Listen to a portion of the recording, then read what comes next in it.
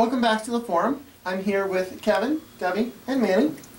And we were just talking about, in the previous segment, thank you, we were talking about hopes for President Obama, marijuana, should we legalize it, yes or no, and we were talking about the January full moon. So, going back to the full moon, you're supposed to make a wish on the full moon. So I'm going to put you all on the spot here, okay?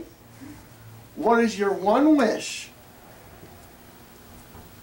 to send up to the ether or whatever for this January full moon? Kevin, we'll start with you. Alright, Kevin, we'll come back to you. Debbie. Health. Good health. Okay. Hudson? To be honest with you, during the ritual, I didn't really think of anything specific. I just want just overall positive. In all aspects, or just money aspect, health? No, everything. Everything. Yeah. Way to be greedy. Yeah, that's you know what? That's exactly what I said. I walked up and I said I ain't trying to be greedy. I'm not trying to be selfish, but you know, you gotta do what you gotta do. It's okay to be selfish sometimes. Sometimes. You're absolutely right. Kevin, let's go back to you. Prosperity. Fantastic. I wish for everything, just like you said, but I wish people would stop lying to my face and telling me one thing and they do something else. That's what I would wish, and that'll happen. Okay, so... Fingers crossed. Oh my god, fingers and toes. Let's talk about fabled creatures. Now, how we got the original idea for the show was Kevin and I were talking one day, and we were talking about fabled creatures, actually probably drinking coffee, and it all started with Bigfoot / Sasquatch. Yes. Care to start this conversation, Kevin? Okay, Sasquatch. Yeah, okay, no. You just put me on the spot. Shut up. There is no proof that says Sasquatch or Bigfoot does not exist. One of the things that people get very confused about is they think Bigfoot is one thing, one creature, one, you know, the missing link, blah blah blah, which it may well be.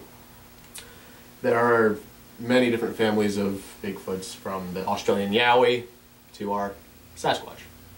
I don't know Now, where do the Sasquatch actually live? Now, I was watching Miss America. Okay. And congratulations, Miss New York. Total side swine. God help us all. There was a state being introduced where they can't. So where does Sasquatch live? What states? Idaho? A lot of states, actually. They're widely known throughout the United States, mainly in Washington, in the Upper Peninsula. I forget what it's called. Up there, California, Wyoming, Wisconsin, basically, even Rhode Island, believe it or not. Rhode Island, you may think of very small suburbia, but in fact, Rhode Island has one of the largest forests. Not forest, but like wooded. Yeah, wooded areas. The largest wooded area from like suburbia to wooded area ratio. Really? Yeah. There's a lot more wood. That's what I was trying to get at. There's a lot more woods than actual towns and stuff like that. Now, do they have families? Like, Yes. Is there an inner core, like a mother, father, children, or? Well, there's, you know, it's kind of like the wolves.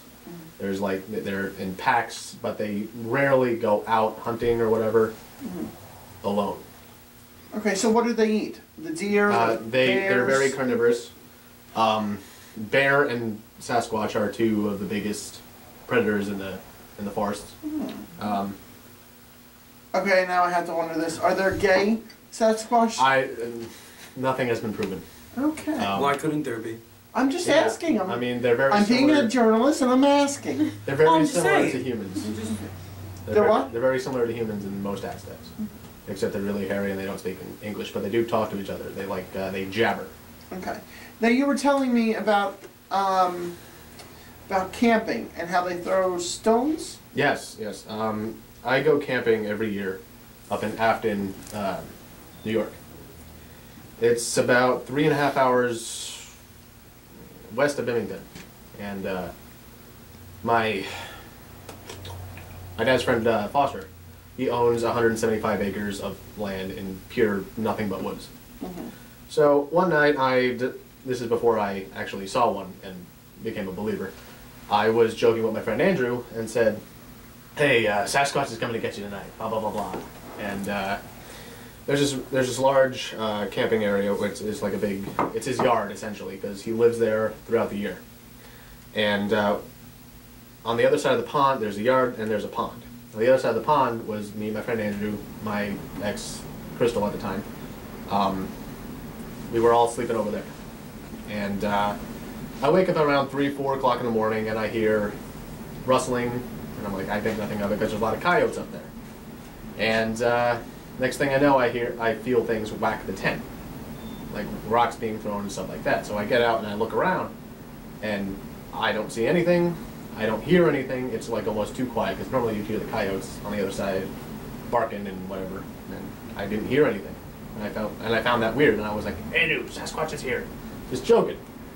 And I turn around and I see eye shine, about 8 feet up. I'm like, "Holy crap! What the hell is that?" And then it disappeared. Eye shine. Eye shine. Basically, at night, like you see it a lot when you're driving. I don't know if you ever have had a deer run ahead of you when you're driving, but like when they turn or when they're looking, the eyes actually shine a little bit. Okay. And it's called eye shine. Like you can see deer in the woods at night. I don't know how else to describe it. No, I understand. Like a cat's glowing eyes. Yeah, exactly. Yeah, very much like a cat. Now, how many of these Sasquatches do you think exist In the world or within the United States? United States, I'd say about 12,000 at least. 12,000. Yeah. Let me put it to you this way: up in Washington State, that one peninsula, the name escapes me right now, but there have been annually, the past 2 years, there have been 32 sightings in the last 2 years. Is it Puget Sound? Sorry? Puget Sound in Washington? All right, never mind. Go ahead. It's the peninsula. Am I the only one thinking of Harry and the Hendersons? No, that's what I was thinking too. Another interesting fact about the Bigfoot. You can tell you can tell what their kills are. They eat very similar things to bears, like berries and other small animals and stuff like that. I was watching Finding Bigfoot, actually, and they had described it as they found a deer carcass. And we're like, okay, the one way to determine whether it's a Bigfoot kill or a bear kill is the gnaws on the legs, if there are gnaws. And there were no gnaws on the legs. It was snapped, and only a human or something with hands could do. You couldn't find the leg, you couldn't find anything like that. It was just a snapped leg.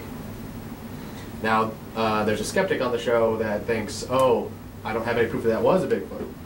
Well, if it was, if the deer just broke its leg, then you'd find the other part of the leg. But there was no other part of the leg, it just took it off. Oh, it's always nice. Now, okay, fabled creatures. Loch Ness Monster. Yes, no? Nope. Proven? Proven, a bunch of, from what I've heard, they've scanned the lake with the sonar and all that other fun stuff, and they looked in the caves, and there's no entryway for anything to get in there. That's not already there, and there's no way it could exist. How long have Loch Ness Monster sightings been going on? Years and years. I can't pinpoint exactly when the first one was. It's been forever. October 8, 1862. Yeah. My only point to that was, I know that turtles can live like 150 years and stuff like that, but if there's only one, assuming that there's only one Loch Ness Monster and sightings were started how many years ago, assuming if it's the only one, by now it's got to be dead. Yeah. I'm sorry, I'm still gonna believe it. I'm still believing it. Well, it gives people something to believe in. Like There are so many things out there that happen, and the way we are as a society today, we have to have an explanation for everything. Mm-hmm. But the way society is, for them to believe in something, they have to see it for themselves. They cannot just accept that there are things out there that happen that are unexplainable. Like, it's the year 2000. How many years? It's 2013. Sorry. It's the year 2013. So, obviously, we have thousands and thousands of years before us. So, obviously, creatures that we would quote-unquote call mythical now, very strong possibility that they existed at one point or another. But just because we have no definitive proof that they did exist, doesn't mean that they didn't. Unicorns, I mean, you know. I was just gonna say that. Unicorns could have come, you know, could have existed. Dragons, you know. Dragons don't exist? They do. They can still exist. But that's what I'm saying. Just because, you know, just because they haven't been proven to exist doesn't mean that they don't or didn't. Okay, so we're gonna stop right there, and we're gonna take another break, and we'll be right back on the forum.